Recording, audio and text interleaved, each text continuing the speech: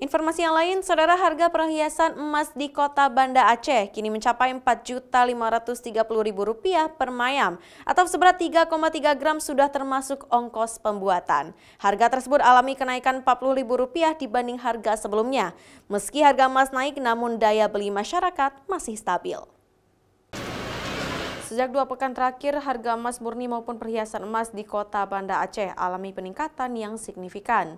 Pasalnya, harga emas per mayam atau seberat 3,3 gram itu kini tembus di angka Rp4.530.000, sudah termasuk ongkos. Meningkat Rp40.000 dari harga sebelumnya. Kenaikan harga emas ini dipicu karena adanya pengaruh geopolitik peperangan Israel dan Iran, sehingga perekonomian dunia juga bergejolak.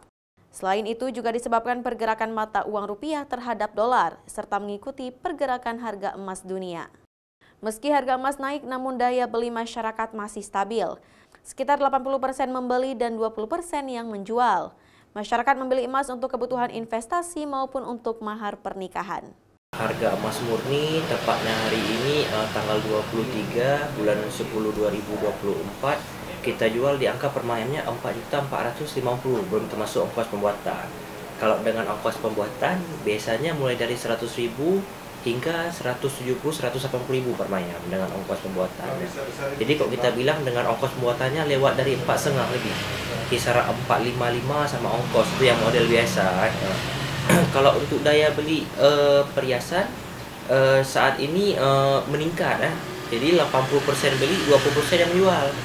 Menurut Dava, ada juga masyarakat yang sengaja memilih emas karena diprediksi awal tahun 2025 harga emas mencapai Rp5,5 juta per mayam.